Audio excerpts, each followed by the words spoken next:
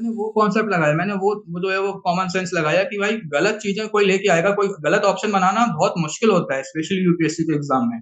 तो उसमें कोई पॉपुलर चीजें ही गलत बना सकता है। ऐसे Gopal Baba Walangkar, he might be a very famous person, I don't know, मैं काफी लोगों को पता होगा, मुझे नहीं पता था। बट मुझे ये पता है कि इनकी ये तीन नीचे तीन वाले तो बहुत फेमस है। इसमें बेसिकली ये तब के लिए अप्लाई होता है जब आपको चार स्टेटमेंट दी होती है, उनमें से एक आंसर सेलेक्ट करना होता है। तो उसमें जो है वो जनरली कुछ जो केस निकल के आते हैं कि कैसे कैसे क्वेश्चंस बना सकते हैं वो लोग। तो उसमें एक होता है कि odd one out. Basically odd one out में वही होगा कि तीन आपको जो है वो ऑप्शन बहुत ही पॉपुलर दे दिए, एक ऑप्शन आपको जो है वो बहुत ही लीस्ट पॉपुलर ऑप्शन दे दिया कि वो आपने सुना ही नहीं होगा कभी। दूसरा टाइप होता है, उसका उल्टा होता है बेसिकली कि एक ऑप्शन बहुत फेमस है, तीनों बाकी तीन ऐसे हैं कि जो आपने कभी नहीं सुने।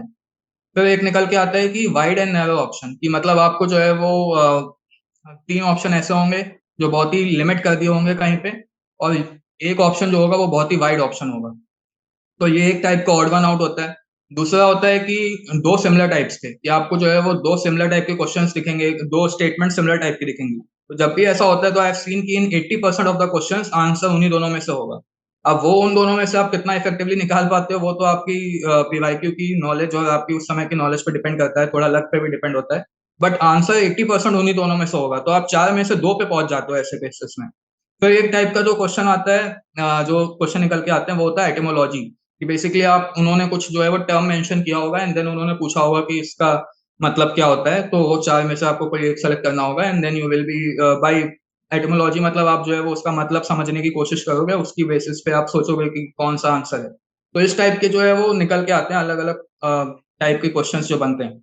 तो पहला वाला देखते हैं हम लोग कि ऑड वन आउट जो है वो बेसिकली कैसे अप्लाई होता है। अब जैसे ये वाला क्वेश्चन है, ये 2020 का क्वेश्चन है, ये फर्स्ट अटेम्प्ट था। उस साल प्रीलिम्स निकल गया था फॉर्चुनेटली। उसमें बेसिकली ऐसा हुआ था कि ये वाला क्वेश्चन है, the Vital Vidhvansak, the first monthly journal to have the untouchable people as its target audience, was published by Gopal Baba Walangkar, Jyotiba Phule, Gandhi, M K Gandhi, Bhimrao Ambedkar. अब ये मैंने कभी सुना भी नहीं था कि वित्तल विध्वंसक है क्या, जितना पढ़ लो, और ना ही मैंने गोपाल बाबा वालंकर को सुना था। बाकी तीनों मैंने सुने हुए हैं, आप लोग ने भी सुने होंगे। काफी लोग, एक जो मेरे दोस्त थे वो छोड़ के आए थे, कहते हैं भाई रिस्क क्यों लेना है। बट मुझे लगा यार कि इसमें लॉजिक ये लगाना है बेसिकली कि लेट से आप एग्जामिनर के पर्सपेक्टिव से सोचो, जिसने भी जो पेपर बनाया है, उस वो जब ये इसमें से एक एक सही आंसर है, तीन गलत है, जब भी वो गलत ऑप्शन बना रहा होगा तो उसकी गलत चीजें बनाने के लिए वो दिमाग में ऑप्शन सोचा होगा ना कि मैं गलत क्या ऑप्शन बनाऊं। तो गलत जब आप सोचते हो तो आपके दिमाग में मोस्ट पॉपुलर चीजें आती है ना, ऐसे यूनिक नाम थोड़ी निकल के आएंगे कि अच्छा जो है वो मैं ये गलत ऑप्शन लेके आता हूँ। तो मैंने वो कॉन्सेप्ट लगाया, मैंने वो जो है वो कॉमन सेंस लगाया कि भाई गलत चीजें कोई लेके आएगा, कोई गलत ऑप्शन बनाना बहुत मुश्किल होता है, स्पेशली यूपीएससी के एग्जाम में। तो उसमें कोई पॉपुलर चीजें ही गलत बना सकता है।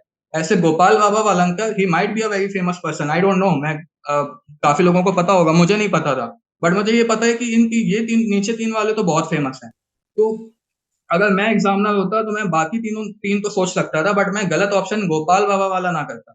इसलिए मैंने जो है वो बेसिकली इनको जो है वो मैंने टिक किया एंड आंसर आ गया। ऐसे ही जैसे इस साल 2023 का था, अब इसमें जो है वो basically ilmenite and rutile abundantly available in the certain coastal tracts of India are rich sources of which of the following। तो इसमें बेसिकली पूछा है कि ऑप्शन दिए गए हैं aluminium, copper, iron and titanium. तो इसमें मैंने वही कॉन्सेप्ट अप्लाई किया। एल्यूमिनियम, कॉपर, आयरन जो है वो थोड़ा अच्छे से अवेलेबल होते हैं, हम लोग को पता होता है काफी, सुनने में काफी आते हैं। But titanium is such thing जो हम लोग कहाँ ही सुनते हैं, ऐसा मतलब इतना यूज कहाँ होता है हम लोग की नॉर्मल लाइफ में, या होता है तो मतलब कॉमन लैंग्वेज में नहीं यूज होता है। तो मैंने जो है वो इल्मेनाइट और ब्यूटाइल, या मतलब उस समय मुझे याद ही नहीं आ रहा था कि ये क्या क्या क्या होता है एग्जैक्टली। तो मैंने बस ये कॉन्सेप्ट लगाया और मैंने टाइटेनियम टिक किया एंड आंसर आ गया। तो इस तरीके से ऑड वन आउट से आप बेसिकली एक दो क्वेश्चन जो है वो वहां पे निकाल सकते हो।